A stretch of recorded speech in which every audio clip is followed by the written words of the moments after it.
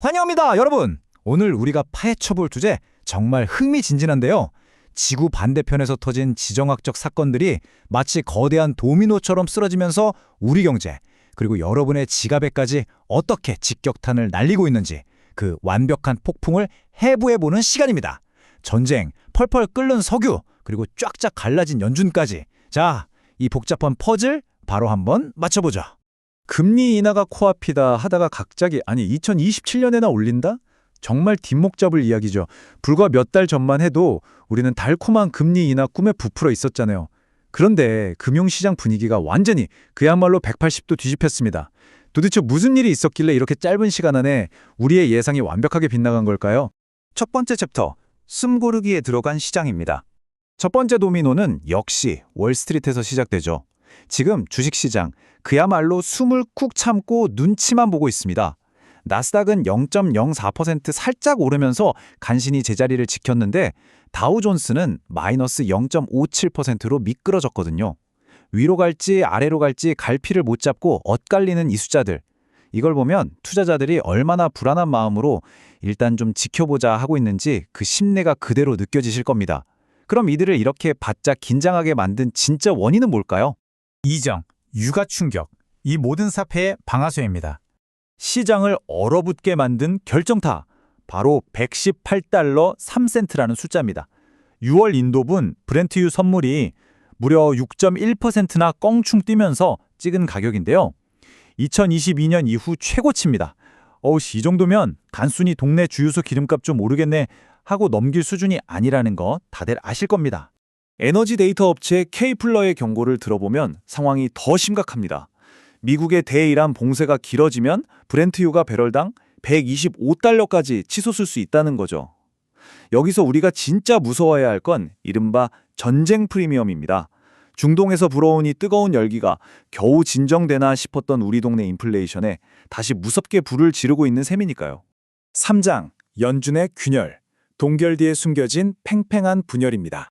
유가 쇼크라는 폭풍은 결국 세계 경제의 조종석, 연준 내부까지 거칠게 몰아쳤습니다. 겉으로는 3.5%에서 3.75%로 기준금리를 꽉 동결한 것처럼 보이지만 속은 완전히 두 갈래로 쪼개졌어요.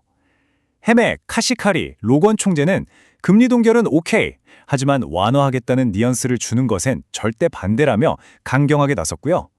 반대로 마이런 이사는 무슨 소리냐, 당장 인하해야 한다며 홀로 강력한 반대표를 던졌습니다. 세계 경제를 쥐락펴락하는 분들끼리 이렇게 대놓고 의견이 엇갈리니 참 혼란스럽죠. 무려 4명이나 반대표를 던졌다는 거, 이게 얼마나 대단한 거냐면 무려 30년 만에 터진 역대급 내부 분열입니다. 1992년 이후로 연준 안에서 이렇게 치열하게 싸운 적이 없었거든요. 그러니까 이건 그냥 흔한 회의실 논쟁이 아닙니다. 지금 상황이 연준 역사상 얼마나 전례 없고 예측하기 힘든 꽉 막힌 상황인지를 팩트로 보여주는 거죠. 4장, 산산조각난 금리 인하의 꿈. 이렇게 연준은 갈팡질팡하고 유가는 뛰니까 그 유타는 고스란히 우리 같은 평범한 사람들에게 떨어집니다.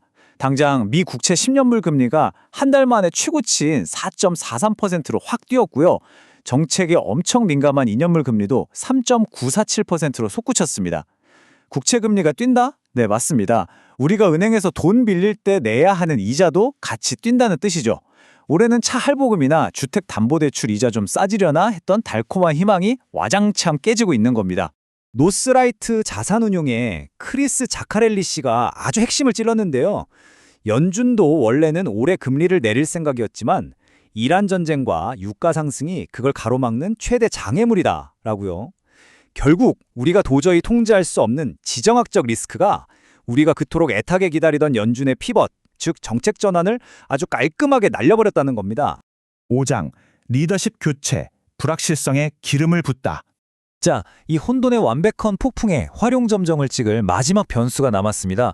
바로 연준 의장의 교체 시기가 다가왔다는 거죠. 제롬 파월 회장이 이번 회의를 끝으로 자리에서 물러나고 차기 수장으로 케빈 워시가 유력하게 거론되고 있는데요.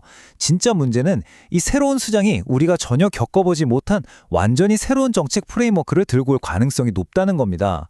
안 그래도 전쟁의 유가 폭등에 심기가 불편한 시장에 다음 달엔 도대체 무슨 정책이 나올지 모른다는 짙은 불확실성까지 더해지니 투자자들은 그야말로 멘붕 상태인 거죠. 하지만 여러분, 이럴 때일수록 흔들리지 말고 근본적인 팩트를 봐야 합니다. 모건 스탠리의 엘렌 젠트너의 촌철살인을 들어보시죠. 현재 탄탄한 경제 성장, 끈질긴 인플레이션, 그리고 안정적인 고용 환경, 이 세 가지를 보면 금리 인하를 정당화하기 힘들다. 팩트 폭행이죠. 그러니까 연준 의장 자리에 누가 새로 앉든 간에 경제의 뼈대는 쉽게 안 바뀐다는 겁니다. 물가는 여전히 끈적하게 버티고 있고 일자리는 넘쳐납니다.